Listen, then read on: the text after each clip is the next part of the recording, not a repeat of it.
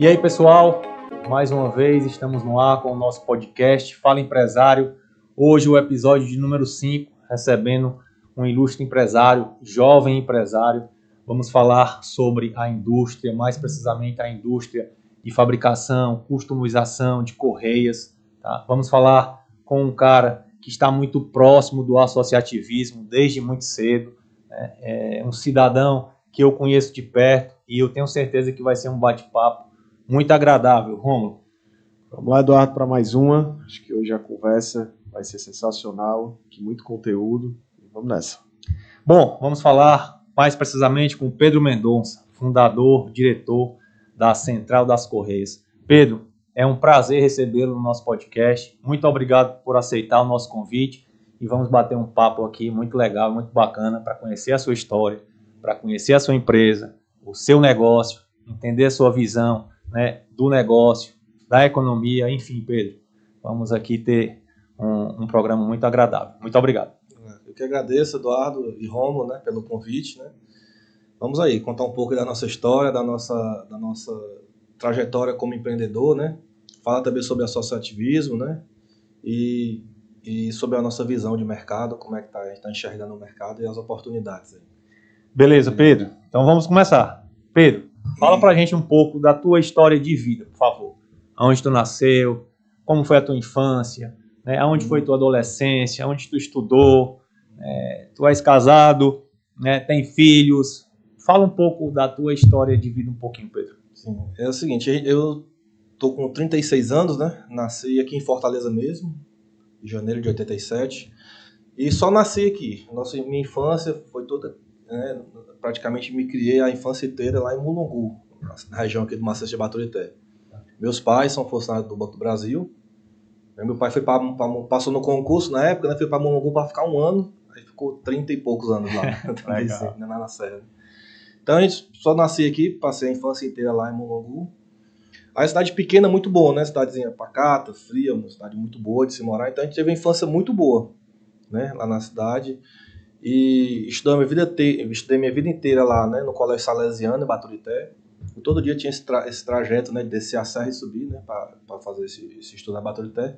E lá onde a gente fincou raízes, né, muitos amigos nossos lá de Mulungu até hoje, né. Frequenta, Pedro, até hoje? Frequento, né, hoje com menos frequência devido à rotina, né, a gente está com negócios em Juazeiro do Norte e muita coisa, a gente tem ido com pouca frequência, mas a gente sempre está por lá também e sempre em contato com os amigos de lá, né? A adolescência, terminou o ensino médio lá. Aí eu vim para Fortaleza em 2002, exatamente para cursar o ensino médio. Na época lá, as escolas eram até a 8ª série.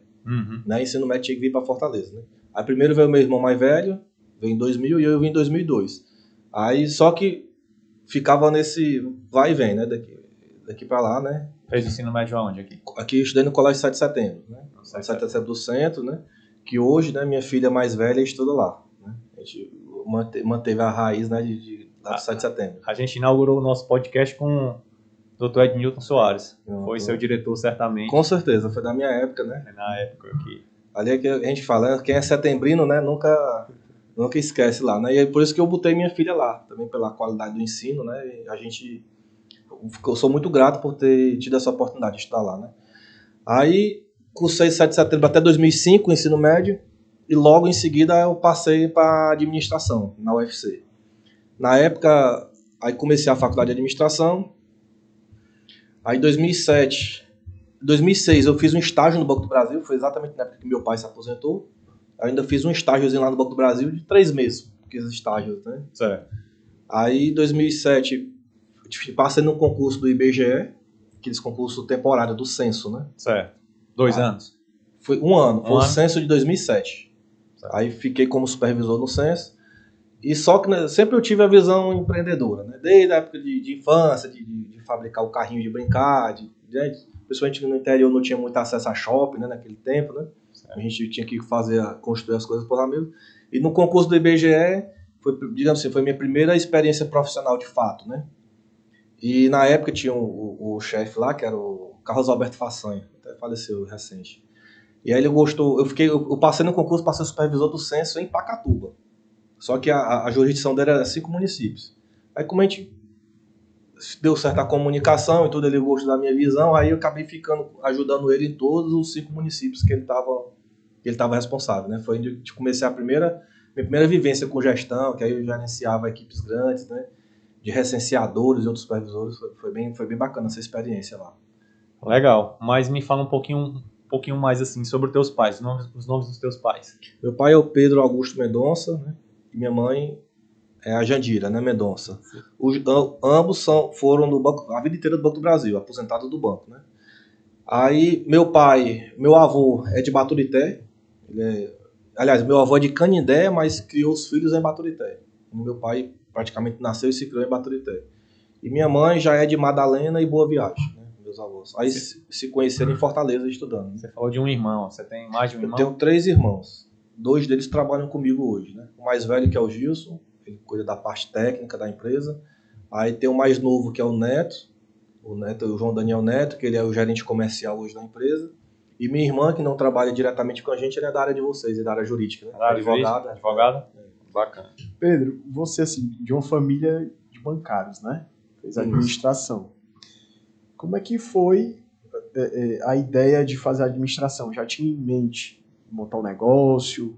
Ou foi um curso, digamos assim, coringa, como muitas vezes é administração, direito? Como é que foi essa trajetória? Essa trajetória, assim, meus pais, logicamente que sim, por ser filho de funcionários públicos, né? O sucesso na vida geralmente é você seguir esse caminho, né? De passar no concurso. De concurso público, né? Tentei várias vezes, Banco do Brasil, outros concursos, né? Passei num, que foi o do Corpo de Bombeiros. Esse, depois eu contar, já desisti no dia da posse, né? Desisti de assumir. Passou pra quê? Na época era pra soldado dos bombeiros, né? É. Na época... Policial militar. Era, só que na época era bombeiro militar. Entendi. Aí eu fiz tudo, fiz teste físico, passei na prova escrita, teste físico, fiz tudo. No dia de assumir, na documentação, lá na posse, lá no quarto, lá no centro de Jacarecanga, eu desisti. Então, bem muita gente ficou puto comigo, esse colega que tinha cara que sonhava com aquilo, né? Eu nunca sonhei, né? Aí assim, mesmo meus pais sendo funcionário público, né? Mas minha mãe sempre incentivou, né? E eles tinham comércio também. Meus avós, tanto de um lado como do outro, eram comerciantes, né? Os dois eram comerciantes e negociantes, tanto par de pai como par de mãe.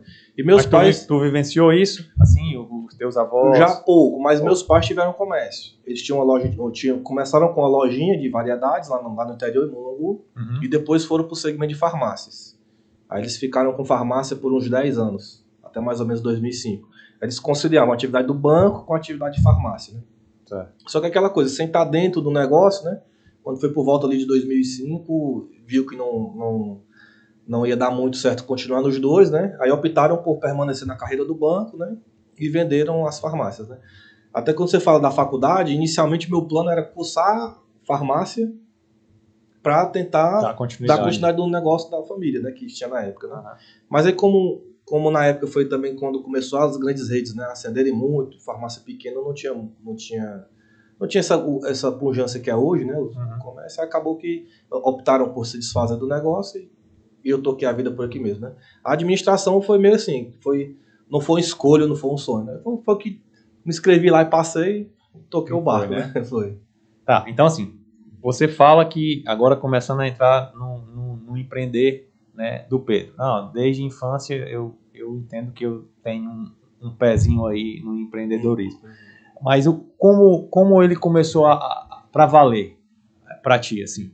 Quando começou? Como começou?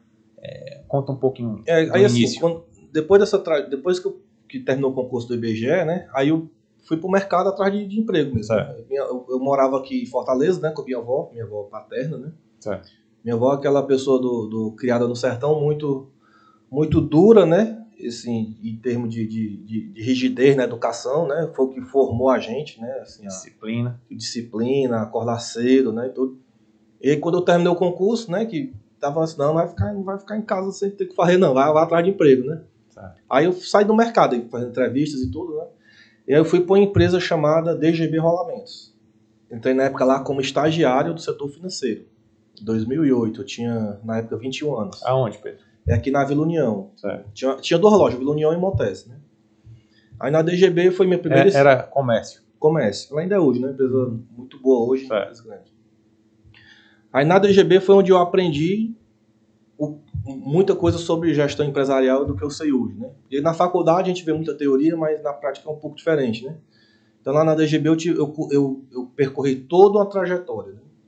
De estagiário do setor financeiro, depois fui efetivado no financeiro, aí de lá fui partindo para a parte comercial, aí já peguei esse lado mais comercial, aí ao longo de alguns anos me tornei o gestor comercial lá da DGB, né? Certo. Aí lá na época eles davam muita oportunidade, né? Desculpa, a DGB, o segmento dela Ela é de produto para manutenção industrial, parecido com o que nós atuamos hoje. Só que o foco dela é rolamentos. Rolamentos industriais, né? Ok. E lá os dois donos, né? Que na época tinham dois donos, eram o Sudermival e o Aquiles, eles davam muita oportunidade a gente para crescer, investia muito no treinamento. Eu aproveitei muito o curso na FIEC, muito curso do Sebrae. Aí você chegou a gerente comercial. comercial. Quanto tempo? Do estágio ao gerente? Foi uns 3 anos. Certo. 3 anos e pouco, mais ou menos. E a esposa do Sudermival, que é o sócio único da DGB hoje, né? Certo. Ela era essa gestora de pessoas, né? De RH. Ela é uma pessoa muito competente. Ela é até filha do Sr. Luiz Ramalho, que é diretora da FIEC. Certo. E eu tive essa sorte de passar pela mão dela, né? Então eu sempre brinco, ela é a minha mãe empresarialmente falando. Porque tudo que eu aprendi foi muito com ela, né? Ela é uma pessoa muito dedicada, muito competente, inteligente e passou tudo, né? Então, desde o financeiro, eu tive uma formação muito, muito boa no financeiro lá, que é uma empresa extremamente organizada. E depois, quando foi para essa parte comercial e de gestão. Lá foi onde eu, de fato, aprendi, né? Tudo que eu aprendi sobre gestão, né? E aí foi onde acendeu a ideia de empreender também. De empreender eu sempre já empreendia, né? Lá dentro da DGB mesmo, eu sempre tive a visão de dono. Sempre tive. Seja com o que fosse, desde fazer um inventário, eu sempre tive essa visão de dono. Ou seja, tu sempre buscou ser proativo na perspectiva de ver também o lado da empresa, é isso? Sempre vendo essa perspectiva. Tanto é que já no meio por fim da minha saída lá, eu representava a empresa em várias reuniões que o Sudermival não podia, ele pedia para mim representando, seja em São Paulo, em fornecedor, muitas vezes na FIEC, que é algum evento que tinha, alguma coisa, eu já estava sempre à frente, sabe? Certo. Eu sempre brinco, né, que eu entrei lá estagiário e saí empresário. Bacana. E aí eu sempre fico aquele negócio, vou montar um negócio, mas em que, né? O que é que geralmente o pessoal faz? Tá num segmento, aprende alguma coisa lá, rolamentos, que no caso antes, né? O pessoal tá ali vendendo rolamento lá, aí acha que pode botar uma empresa de rolamento, né? Aí geralmente o pessoal segue esse caminho, né? Eu já não, quis fazer algo diferente. Tanto pela gratidão que eu tenho por eles até hoje, são meus amigos, são meus mentores, parceiros de negócios, né? Como também eu não queria concorrer com um cara que já é grande, entendeu? Não vai fazer isso, né? Não é tão lógico, né? É. Aí lá na DGB... Aí a gente tá falando isso aí, desculpa, Pedro, de que ano? Já quando eu fui montar minha empresa foi 2013, né? 2013. Já tinha uns 3 anos de DGB. 6 anos. 6 anos. Fiquei 6 anos lá. 3 anos você virou o gerente, gestor, né? O gestor. E passou mais 3 anos. Fiquei mais uns 3 anos, 2 anos e meio a 3 anos. Então a gente tá falando de 2013. 2013. Aí veio a ideia. Aí foi que a ideia de empreender, né? Eu ia abrir uma empresa num segmento totalmente diferente, que era de distribuição de polpas de frutas. Tinha um amigo meu lá de Baturité, amigo do colégio lá de Salesiano, que o pai dele eles tinham montado, ele junto com o pai e os irmãos, uma indústria de polpa de frutas, que está muito bem hoje, que é a Bessa Polpas, um produto de altíssima qualidade. Aí o Romerito, quando ele veio, vendia muito para restaurante, né? E a gente conversando uma vez sobre o mercado industrial, né? Eu conheço a indústria, que a DGB fornece para a indústria, né? E tem um segmento grande que dá para vender polpa na indústria, né? Aí a ideia era essa, né? Ser um distribuidor dele vendendo polpas na indústria, em hotéis, né? Entrar para agregar a um negócio que já estava rodando. Isso. Só que aí, lá na DGB, o segmento de Correios, eles tinham desenvolvido lá, essa empresa de Correios era lá dentro da DGB. Só que era um negócio pequeno, né? E aí quando eu fui sair, o Sudermival falou, não, mas e essas Correias aqui, né? O que a gente vai fazer com isso? Você que estava à frente disso aqui tudo, o nosso business mesmo é rolamento, né? O que vai fazer com isso, né? Aí foi que na época a gente teve a ideia de montar uma empresa focada em Correios, né? E que nem diz, ele não tinha dinheiro para montar uma empresa daquele porte, né? Na época era um valor muito alto, né?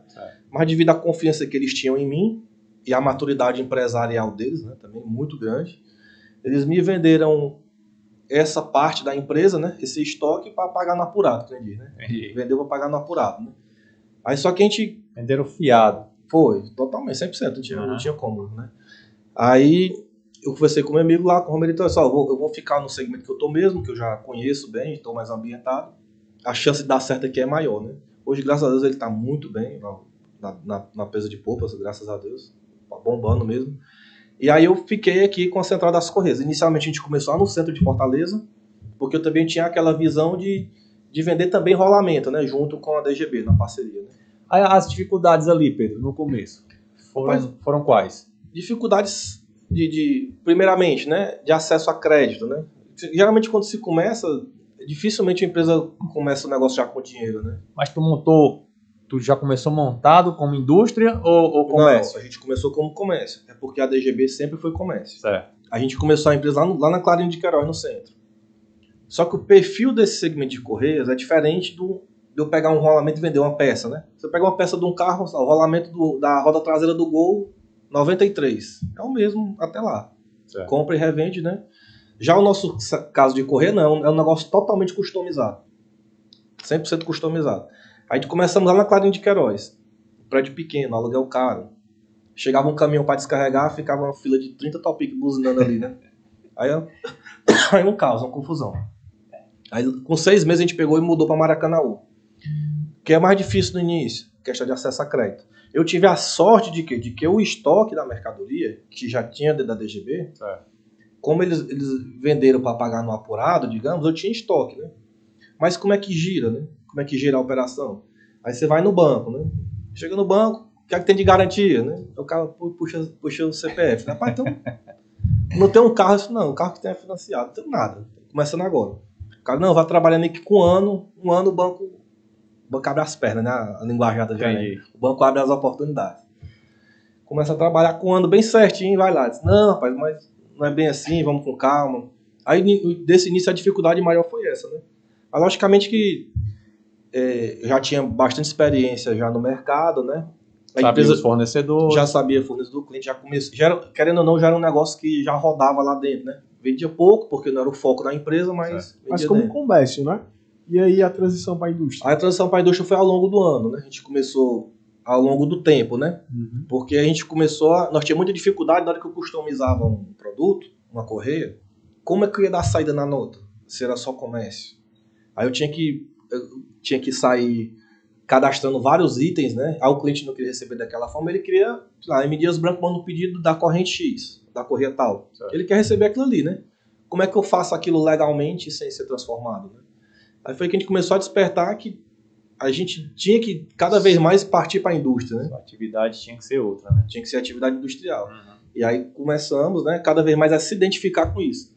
E também, paralelamente, produtos que é só de revenda, onde eu não customizo, a gente tem muita dificuldade de vender. Porque nós não somos varejistas, nem atacadistas. A gente é indústria.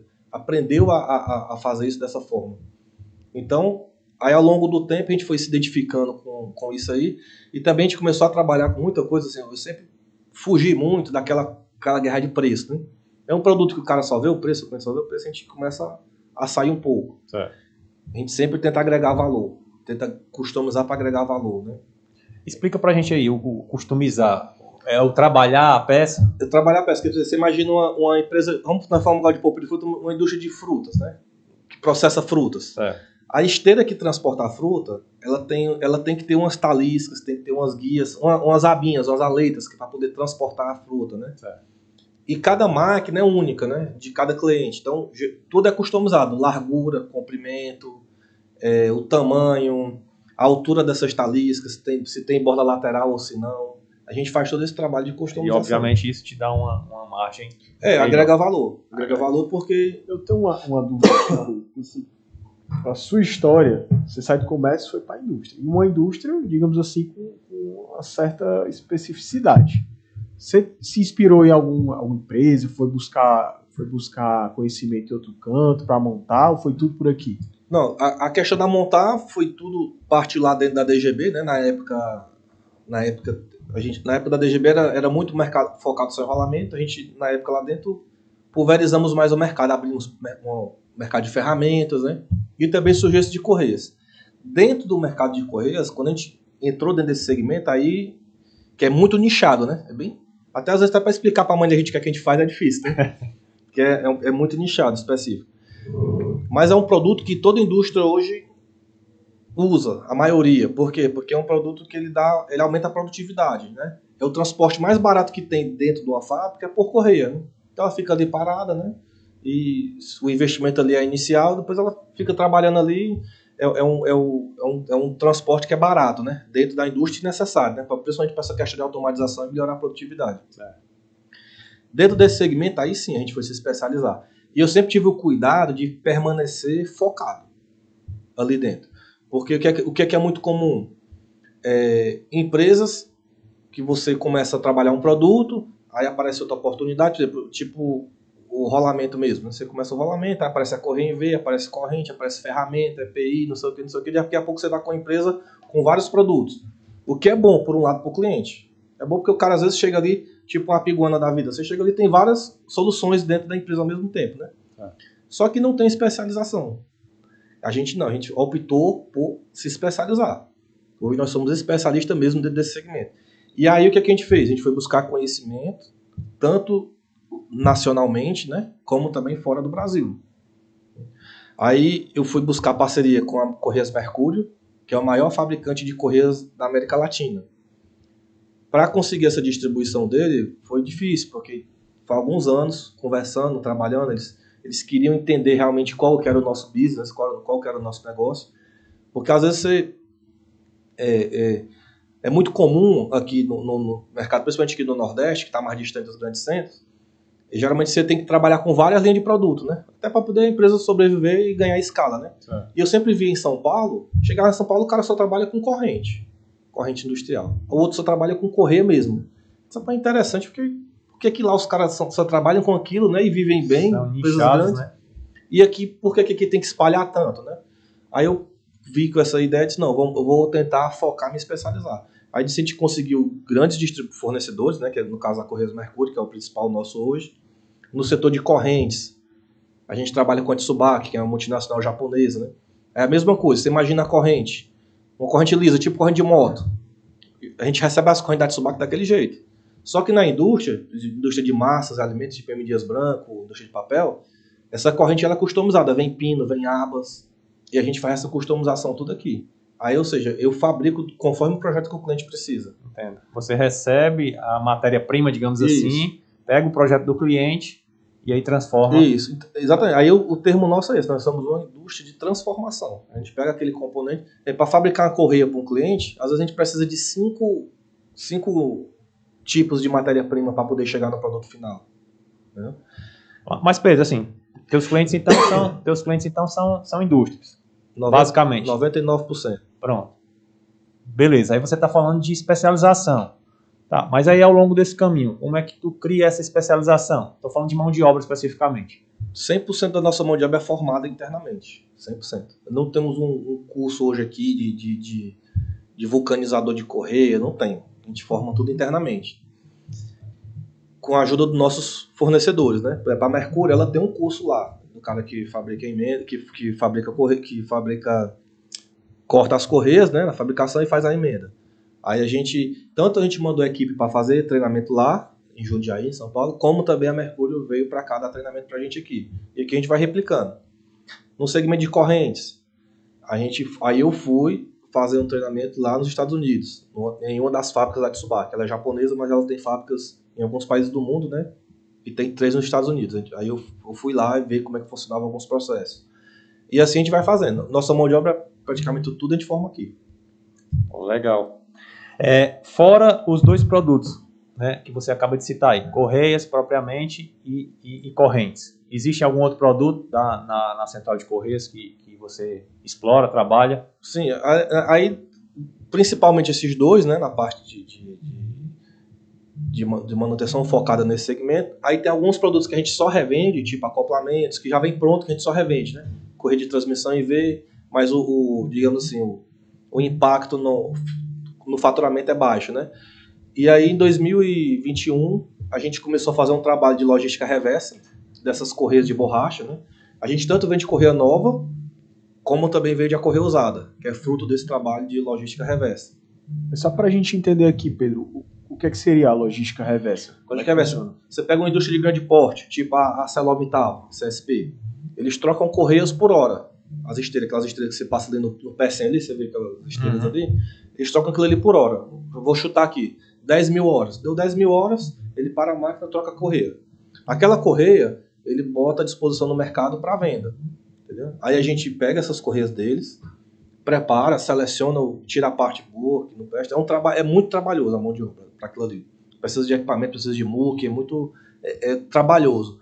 Só que aquilo a gente customiza, né? Faz os cortes que precisa e revende para clientes menores, com pedreira, com cerâmica.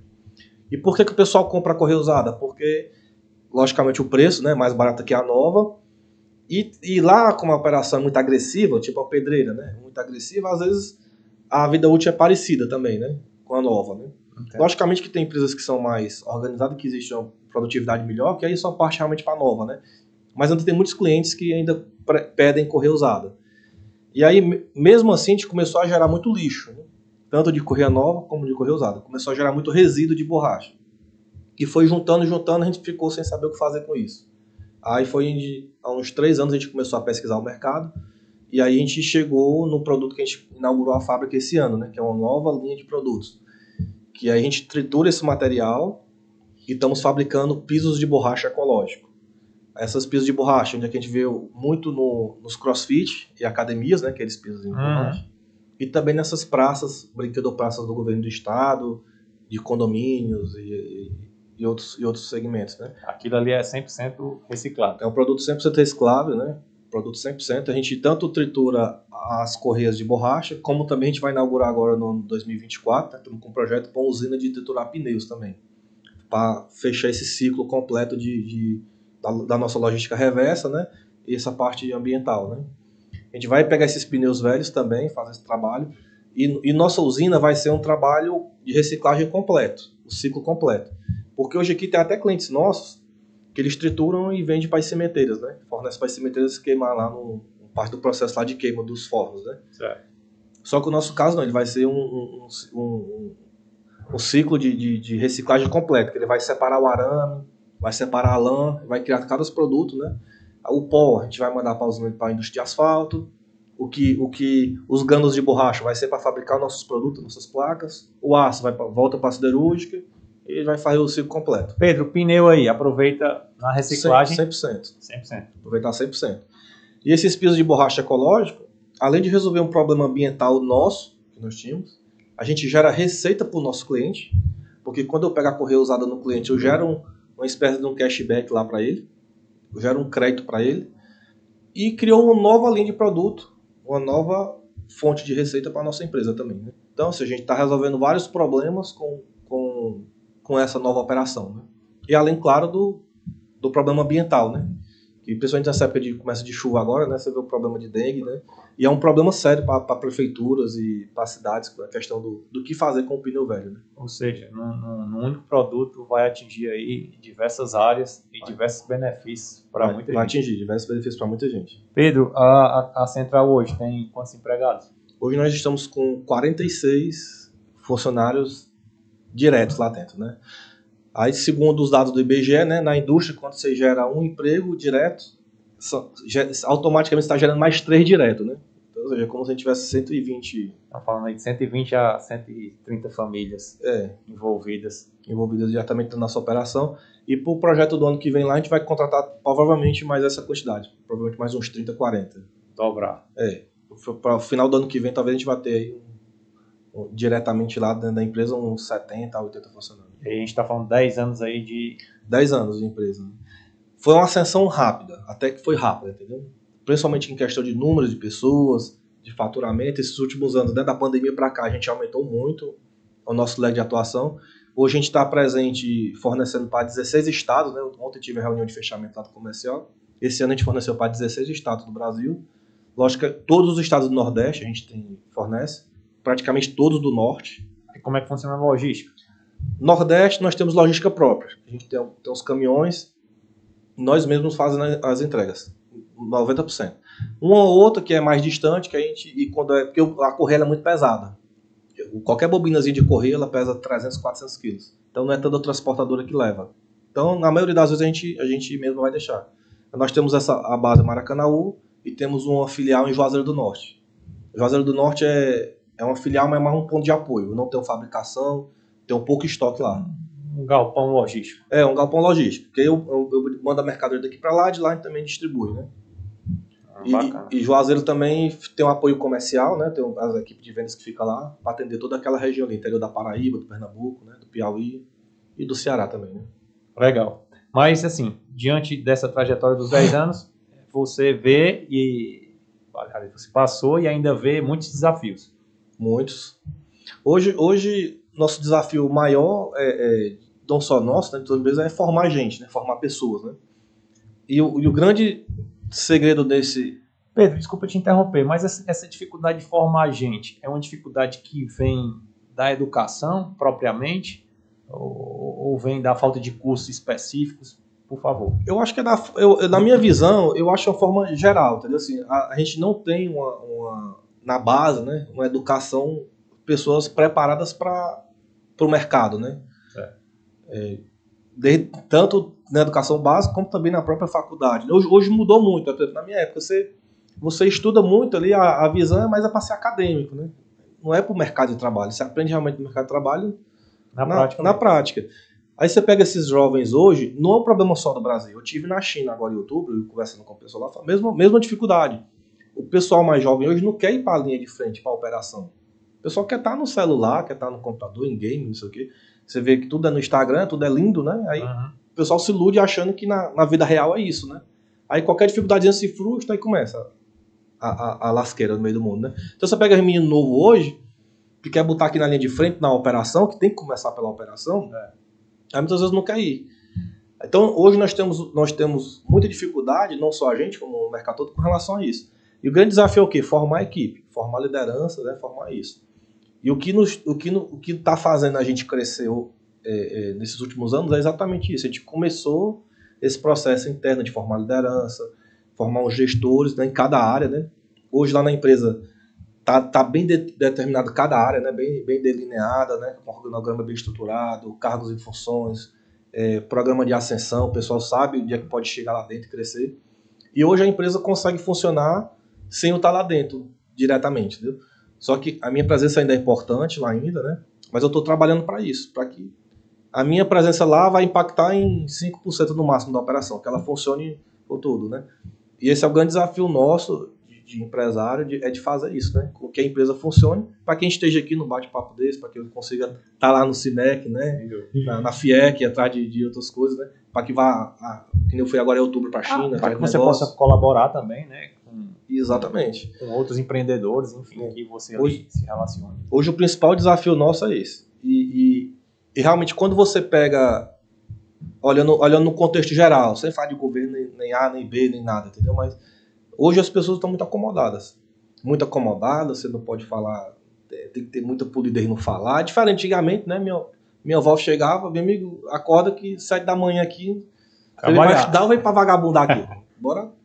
Você não pode mais falar isso com criança, com ninguém, entendeu? Isso aí com funcionário, né? 10 anos de uma empresa que teve um crescimento aí bastante considerável. Obviamente, toda empresa tem pilares, né? Conta um pouco pra gente quais são as bases da sua, o que moldam a atuação da Central das Correias ao longo desses 10 anos. Hoje o nosso principal base que nos sustenta é o foco no cliente. Hoje a gente atua no mercado que tem muita emergência. Então, assim, muitas vezes a correia transportadora, né, popularmente conhecida como esteira, né, ela tá ali, às vezes acontece um acidente, que é o que? Um ferro engancha ali, ela rasga e parte. Então, hoje a gente é focado em atender 100% essa urgência do cliente. A gente não deixa o cliente na mão. Pode ser dia que for, horário que for, a gente tem esse comprometimento. E a nossa equipe, ela já é internalizada, já é enraizada muito isso na nossa equipe. Todo mundo é dessa forma. Então isso foi o que nos fez chegar até aqui. A gente não deixa nenhum cliente na mão. Pode ser quem for, cliente grande, cliente pequeno, pode ser.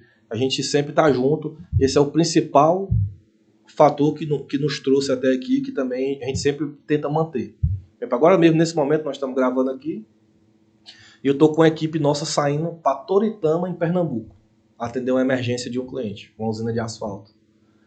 Ou seja, dá 900 quilômetros.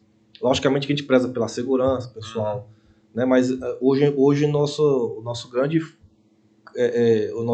nossa principal fortaleza hoje é essa, é atender o pessoal. Então você trabalha também, óbvio, você é indústria, mas você trabalha com serviço. Sim. Que é um valor agregado muito importante para a indústria. Para a indústria. Hoje, na parte de correias e também na parte de correntes, a gente faz todo o serviço para o cliente, tanto de instalação, de manutenção.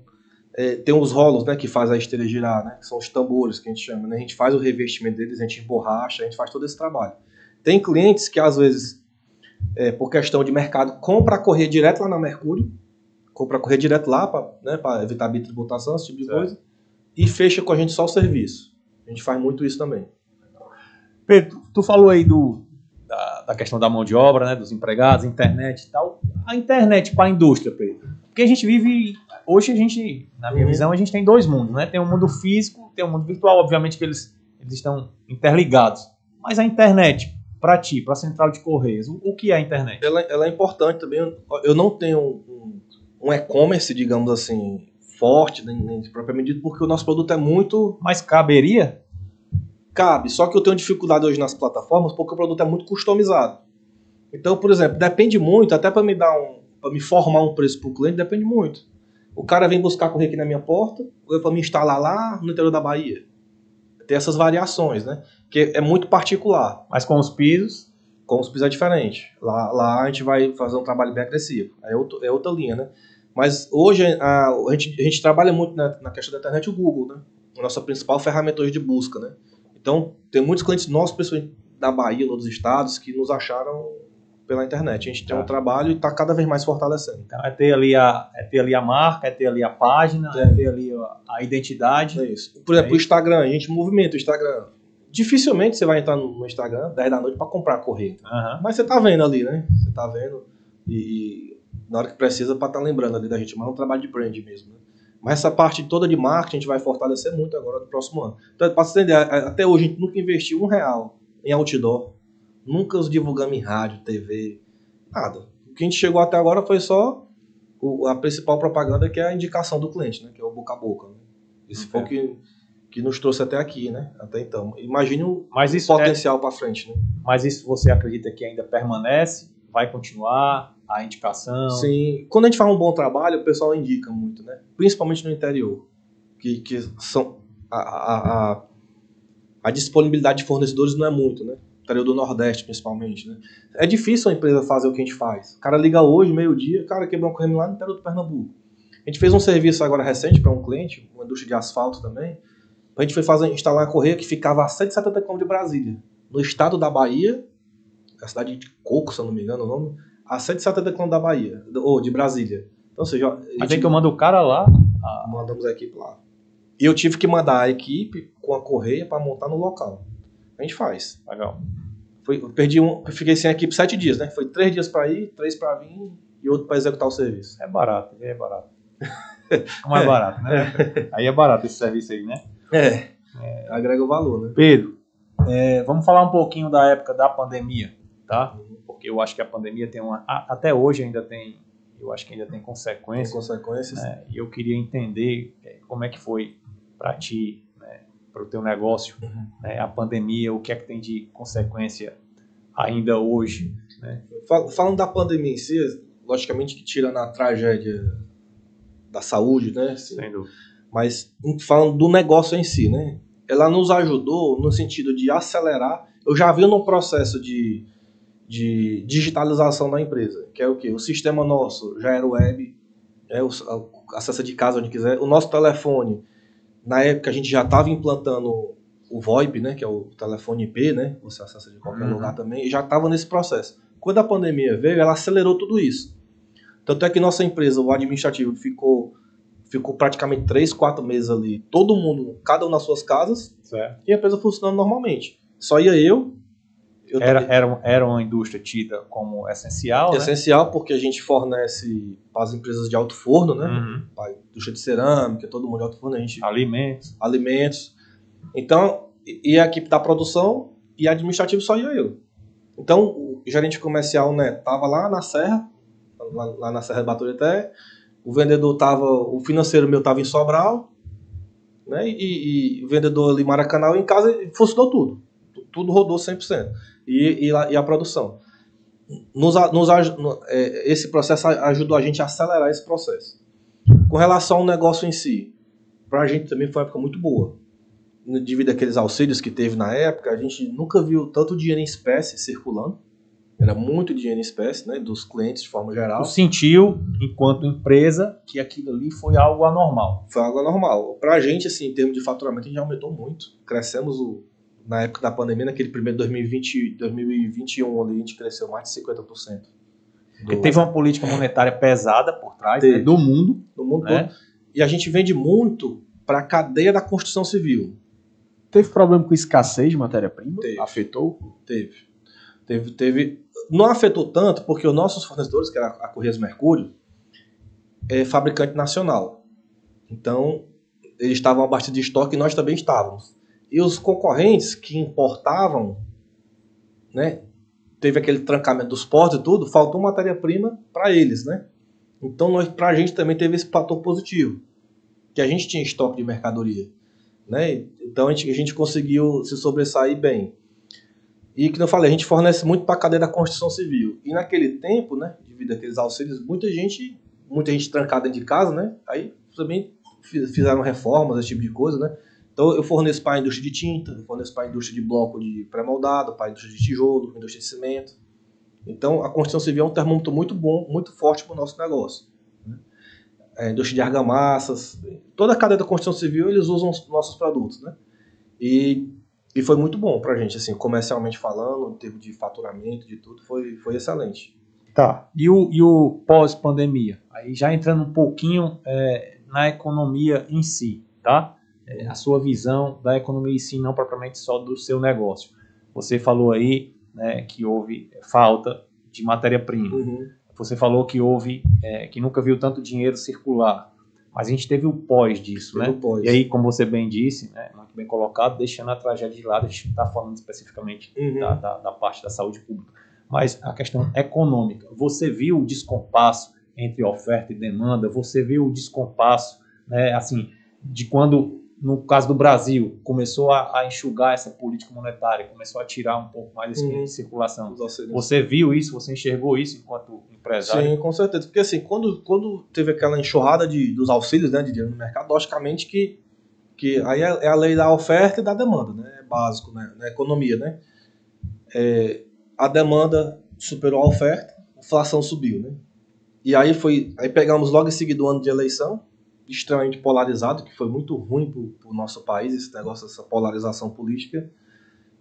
Aí teve essa questão da eleição, que quando virou o ano agora, por exemplo, se eu pegar no passado para esse ano, o início do ano, estava todo mundo ainda se ambientando, se adaptando, né? O que é que o novo governo vai fazer?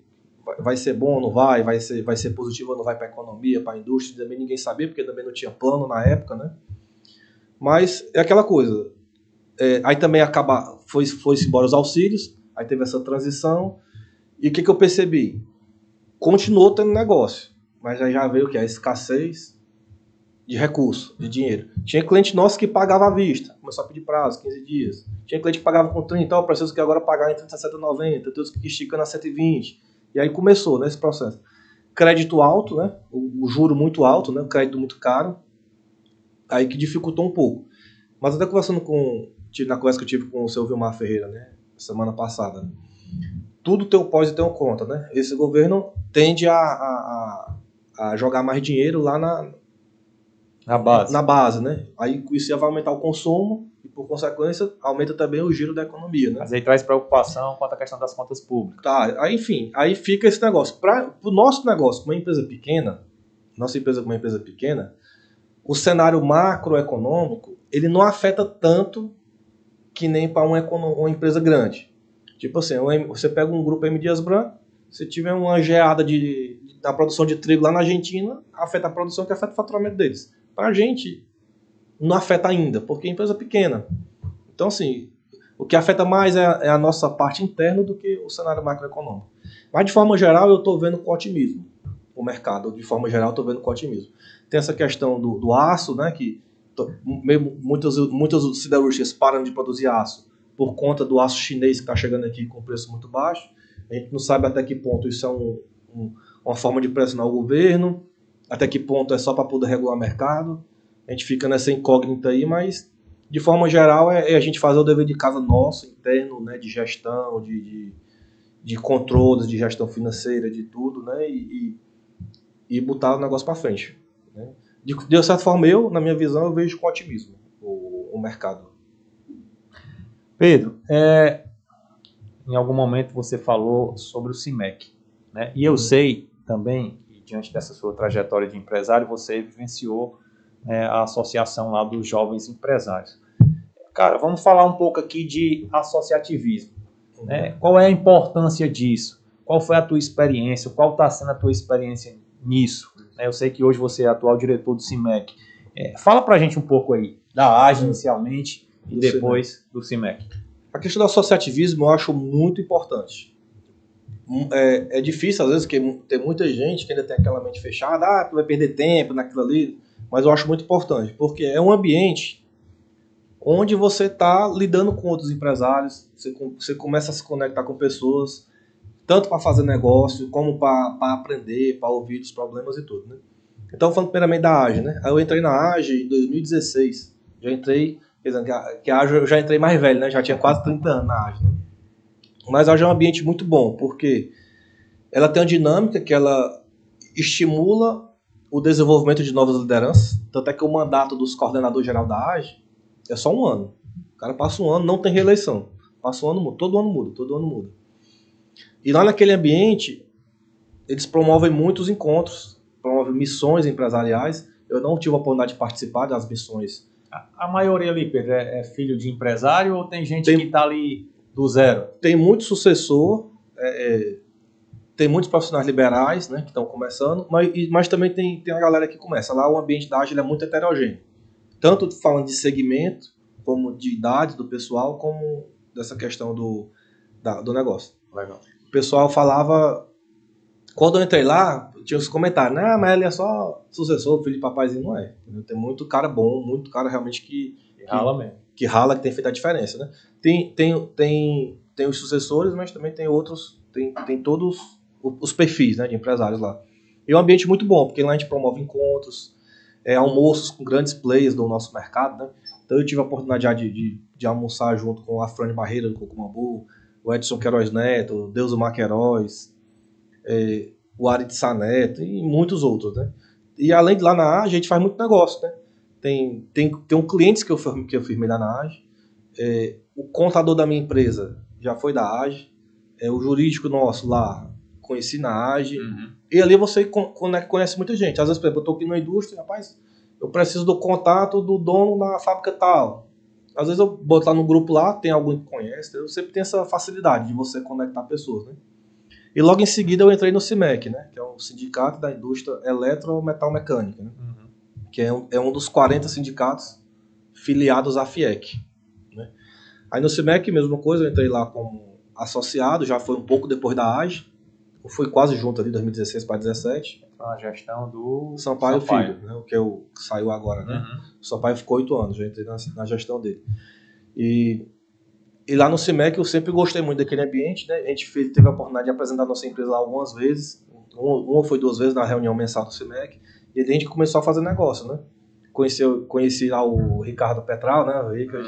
O cara que me abriu muitas portas, né? Tive com ele hoje de manhã e ele falou muito bem de você. Cada um grande amigo que eu fiz lá e me abriu muitas portas, né? Além dele, conheci várias outras pessoas, né? E aí, através dali, é um ambiente muito bom porque você vai estar com outros empresários. Então, por exemplo, teve uma situação na época de 2018 que a gente fez uma venda expressiva para um cliente nosso e não foi pilantragem, foi um problema interno lá do cliente, que era grande indústria, e o cara ficou sem me pagar uns 15 dias. E aí fiquei com aquele desespero. Se o cara não paga um valor alto, ia quebrar a empresa, né? Acionei lá o CIMEC, rapaz, conversando com um com o outro, eu sei que chegamos lá no diretor e o cara conseguiu ajustar o processo e nos fazer o pagamento. Até nisso me ajudou, entendeu? E sem falar em outros benefícios que o sindicato promove, né? Tanto questão de cursos, capacitações, Por exemplo, agora o Polo Industrial de Maranguape, né? Foi através lá do CIMEC, na FIEC, que a gente conseguiu acesso, né, a esse polo industrial. A gente conseguiu uma área lá para botar essa nova indústria, né? É onde você vai explorar a questão da Da borracha, borracha. dos pneus. Isso. Então, é um ambiente muito bom. E aí, quando teve a transição da saída do Sampaio agora para o César, que era a mudança de chapa, né? Aí o atual presidente, que é o César, quando estava compondo a chapa, me convidou para estar junto com ele na diretoria, né? Aí eu tô lá na diretoria financeira, né? Eu até brinco muito com ele, né? O homem do dinheiro lá, viu? É o homem do caixa, né? Eu até brinquei com ele, sabe? Eu pensei que era só pra sair na foto, né? Na revista, né? E dizer que era assim, diretor do sindicato, né? Mas não, todo dia eu trabalho pro sindicato. Tem pagamento todo dia, né? Tem que autorizar. É verdade. Aí eu tô junto lá com o César, né? Com os meninos, Felipe Gorgel e o próprio Ricardo Pereira, tem o Ricardo Barbosa da CPN, o Odaci, tem uma turma grande lá, né? O Fernando Castro Alves. São grandes empresários, cada um num segmento específico, né? O CIMEC também tem essa característica de ser um sindicato heterogêneo, né? Tem empresas de vários segmentos. Sem dúvida. E a partir daí a gente aprende muita coisa, tem muita troca de experiência, né? Tem uns caras lá que são muito antigos, já tem empresa há muitos anos, bem-sucedidos, e ali eu sempre me aconselho com eles. Eu aproveito muito para conversar e me aconselhar. Sem falar, né, Pedro, na questão da relação institucional, né? Sem dúvida. Que o sindicato mantém através da FIEC, ou mesmo diretamente, né, com órgãos do governo, enfim, com outros segmentos da iniciativa privada, né? Abre muitas portas. Às vezes eu vejo o pessoal que não quer se engajar. Agora sim, também você tem que se doar. Às vezes você tá ali só por estar, vai na reunião, não faz muita coisa, não fala nada, também não colabora. Aí o retorno também é pouco, né? A gente que tá mais na linha de frente, tem a perca de tempo? Tem, a gente investe esse tempo lá, né? O presidente é que acaba que, digamos que gastando mais tempo, porque ele tem que ter muita coisa para ir a evento, né? Mas de uma forma geral, a gente lá, a gente investe esse tempo, mas também tem esse outro lado do benefício, né? Só tem que ter o cuidado para não desfocar do negócio. Porque lá é um trabalho voluntário, a gente não ganha, não é remunerado por nada lá. Quem paga as contas da gente é a empresa, né? Porém lá, esse ambiente que a gente fala, né, que a gente tem acesso a outras coisas, eventos e tudo, e a partir daí é um mundo de oportunidade, né? A gente tá. Então eu sempre recomendo, pessoal, que se envolva no associativismo da entidade de cada segmento, entendeu? Porque é muito importante, eu considero. Bacana. Voltando para a Central. Daqui a 5 anos, 10 anos, como é que você vê a Central? Rapaz, a gente tem um futuro muito, mas muito promissor mesmo, né? O negócio, né, da Central das Correias é um negócio muito promissor, porque é um segmento que esse segmento de automação, cada vez mais com essa escassez de mão de obra, todo mundo tem que correr para automatizar, para modernizar fábricas, né? E tudo passa por transporte por correia. Você pega centro de distribuição como a Amazon, que é um grande cliente nosso aqui, lá é praticamente tudo automatizado. Tem uma operação que eu acho muito bacana, que é o centro de distribuição da Pague Menos, farmácia Pague Menos, é nosso cliente. A gente fornece as correias para Pague Menos. São pouquíssimas pessoas lá separando remédio. Tudo automatizado, robotizado, já chega nas caixinhas já para ir para cada loja, né? Tudo. Inteligência artificial ali. Então, isso. E tudo passa por... Também, tudo passa por correia. A indústria de alimentos, né, cresce muito. Então, assim, nós temos um mundo de oportunidade ainda para crescer. A gente ainda está presente só em 16 estados, ainda tem mais de 10 aí para explorar, né? 11, né? Ainda tem todo o mercado Latinoamérica. Eu fiz um contato muito bom. Faz parte do projeto? Faz parte do nosso projeto, né? Também explorar outros mercados. Só que aquela coisa, não adianta a gente falar disso nesse primeiro momento, porque passo de cada vez. Né? Passo de cada vez, e muitas vezes você não faz o trabalho no quintal de casa e já quer ir lá para outro. A gente está fazendo muito bem feito aqui.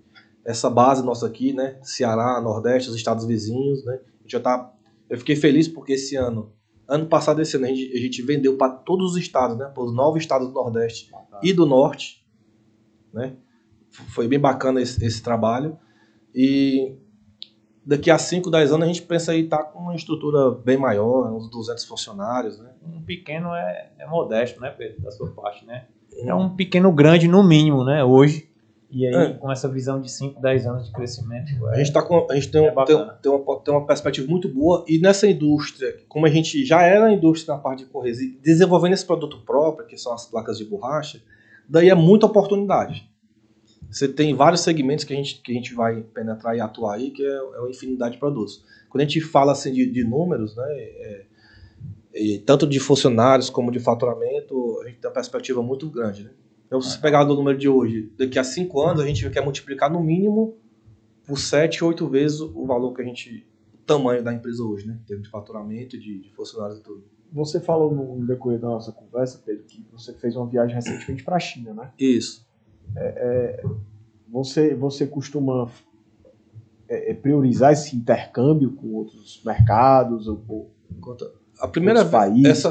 Como é que é para separar os Correias? Essa foi a primeira vez que eu fui, né, para a China, nunca tinha ido, né? Tinha ido para os Estados Unidos, analisar o mercado lá.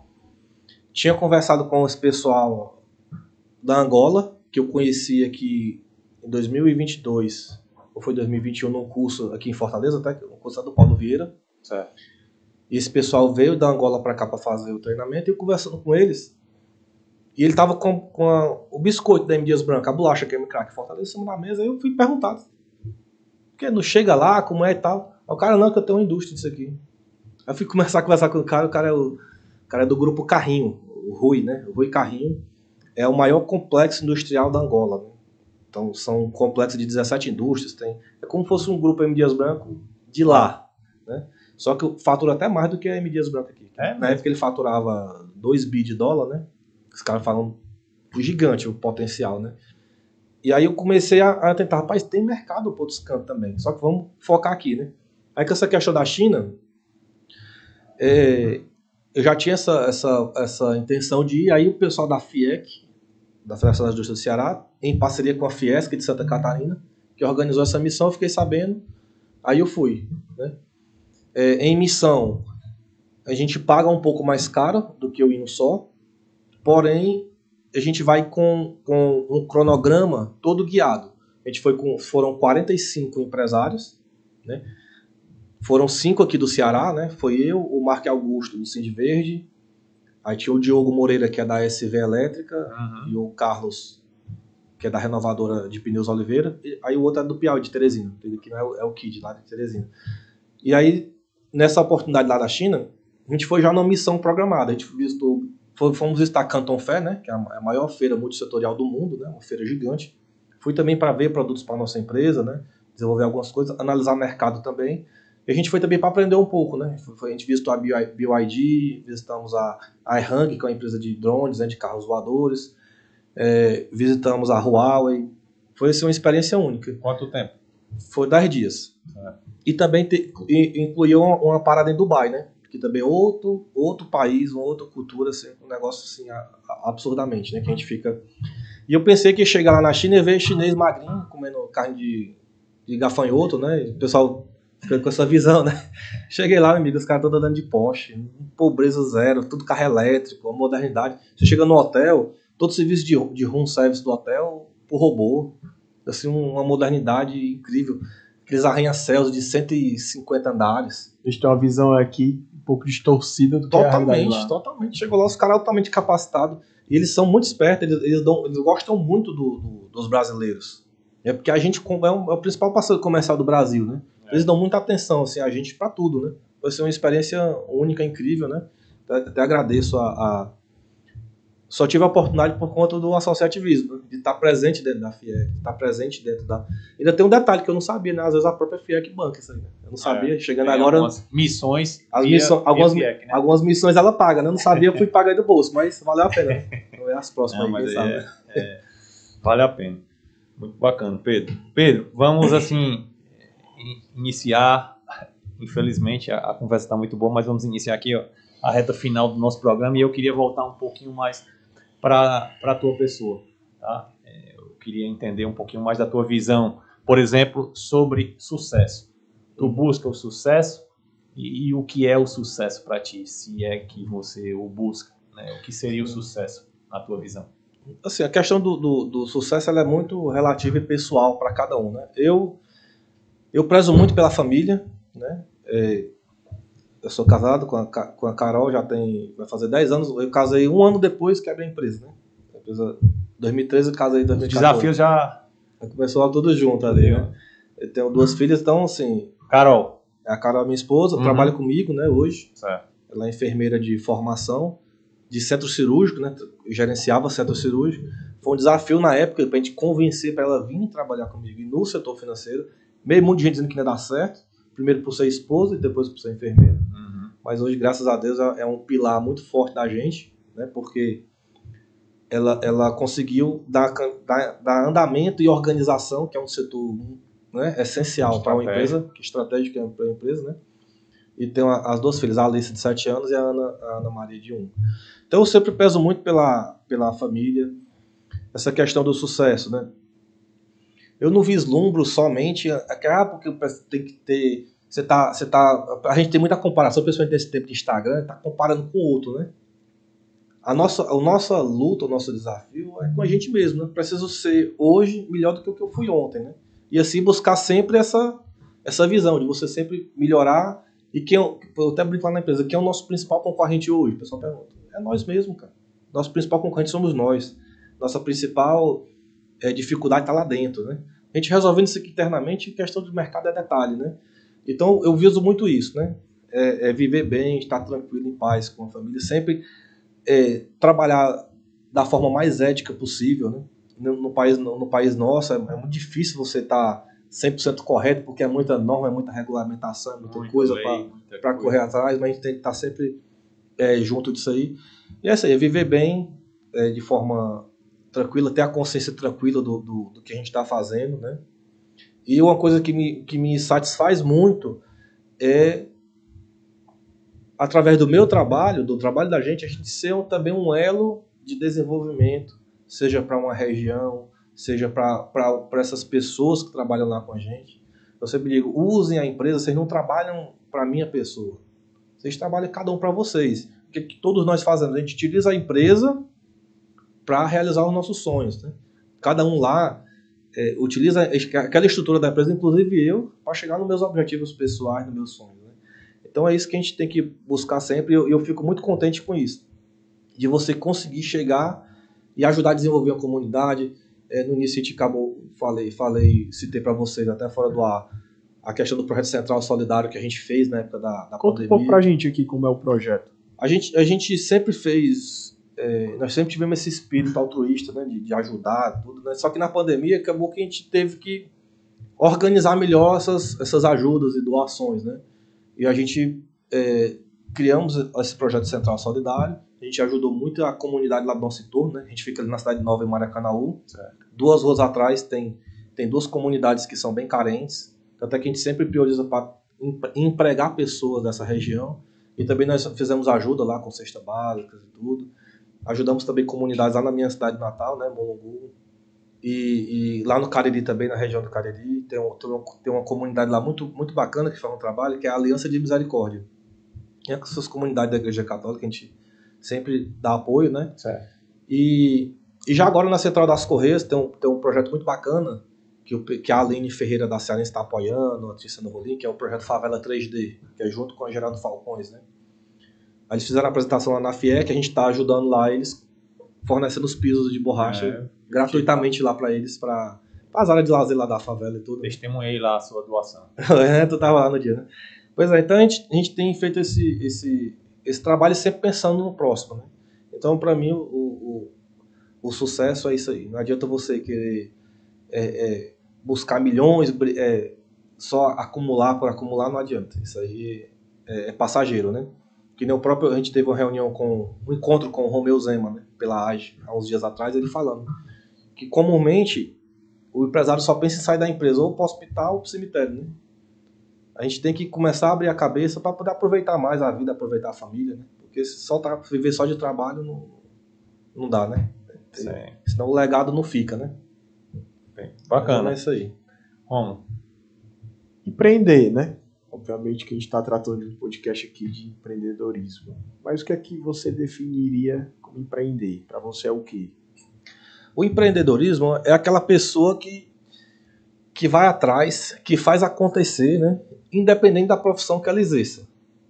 Né? Aquela pessoa que tem iniciativa, que tem proatividade, independente da profissão.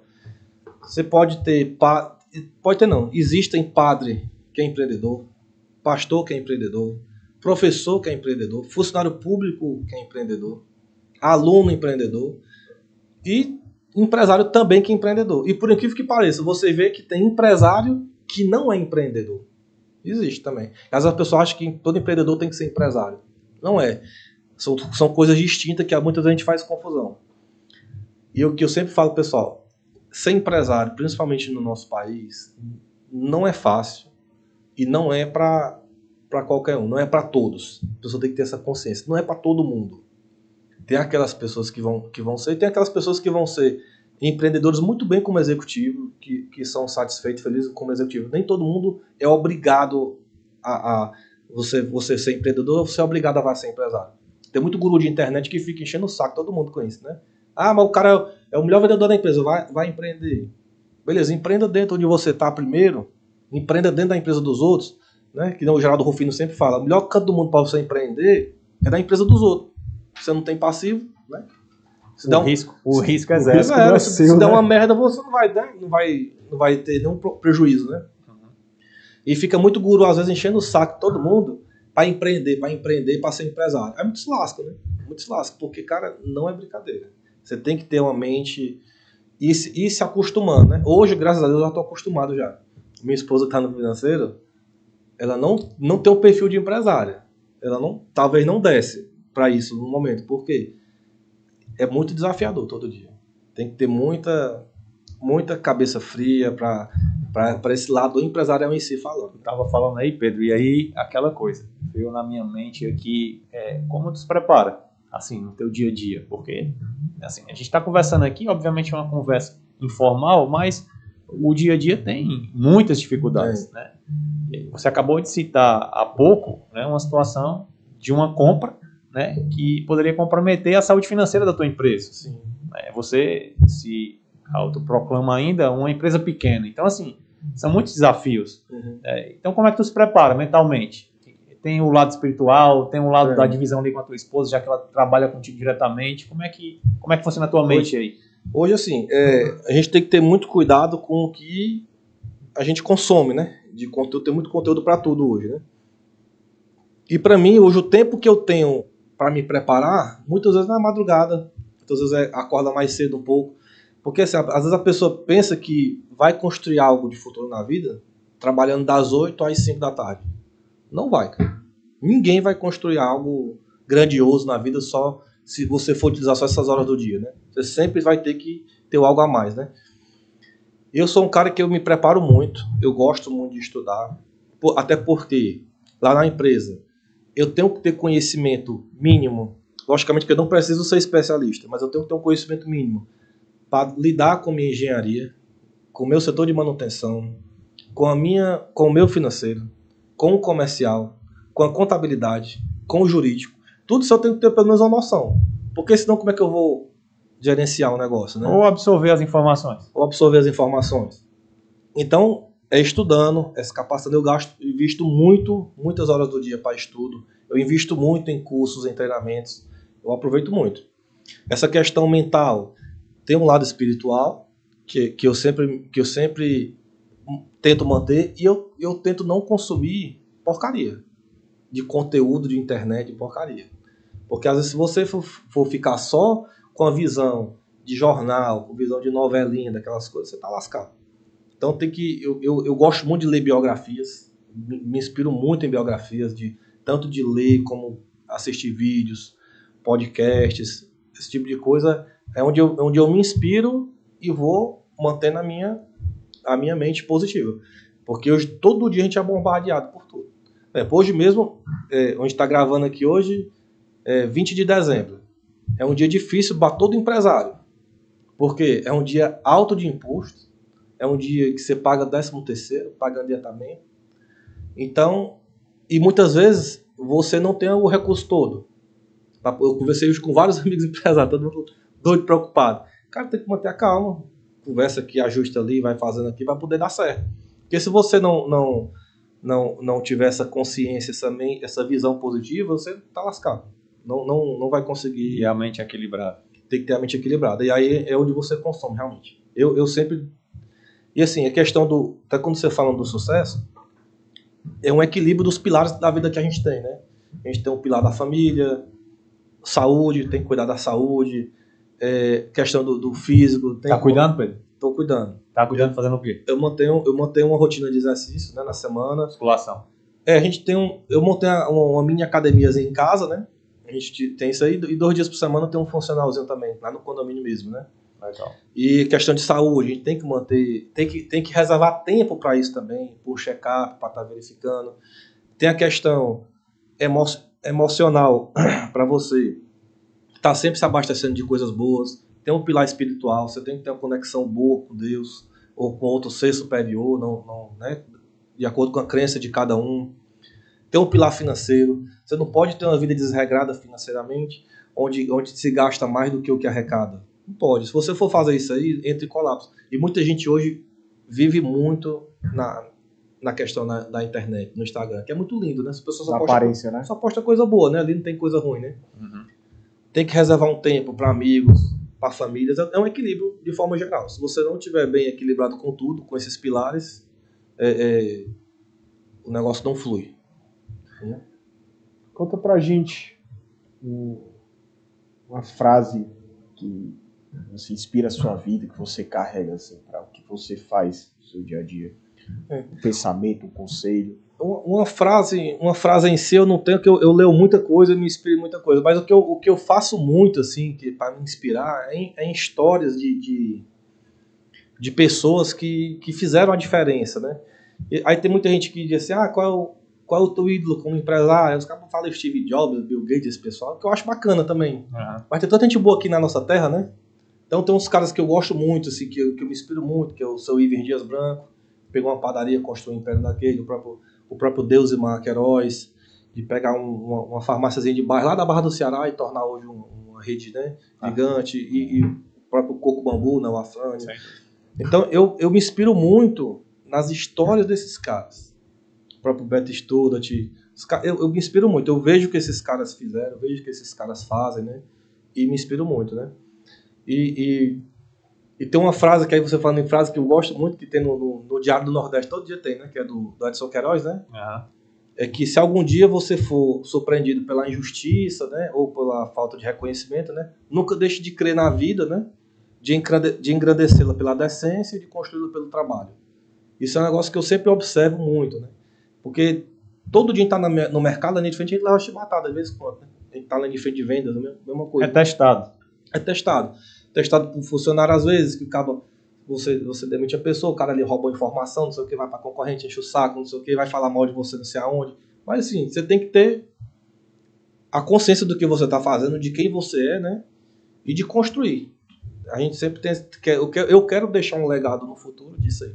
De uma pessoa que passou aqui e que deixou algo de positivo, seja no mundo, seja nos negócios, no mercado, ou pelo menos pra minha família, né? Legal, Pedro. Pedro, cara, o que a gente não falou contigo? Assim, a gente conversou aqui um tempo que a gente bom. poderia ter te perguntado, não perguntou.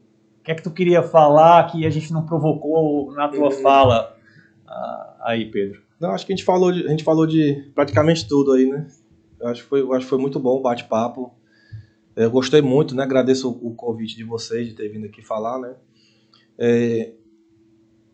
Dizer que eu fico sempre à disposição quando precisarem, né? E também do mercado de uma forma geral. Lá na FIEC, né? A partir do CIMEC, a gente está fazendo esse trabalho, está doando esse tempo, né? Em prol de um setor, de melhorias e tudo. E como é que eu posso dizer assim, que dentro dessa doação de tempo que a gente está fazendo, a gente quer deixar também algo de bom no futuro lá também. Valeu, Pedro. Cara, tua história é muito bonita, muito bacana. Você é um cara novo, né? Eu posso dizer que você está, digamos assim, começando, né? 10 anos, tá começando ainda, né? Tá começando, 36, então assim, cara, te desejo muito sucesso. Muito obrigado mais uma vez pela aceitação do nosso convite. Eu que Foi agradeço. muito bom, de fato, a conversa. E Rômulo, vamos chamar o Pedro mais vezes, para que a gente possa, depois de novas experiências aí, novos crescimentos, se Deus quiser, esse seu piso aí comece a rodar efetivamente de uma maneira mais, digamos assim, efetiva em 2024, e a gente possa te trazer de novo aqui e a gente voltar a conversar. Pedrão, cara, muito obrigado, viu? Show de bola. Obrigado, Pedro. Valeu. Prazer. Obrigado pelo convite aí. Show, André. Valeu, Pedrão.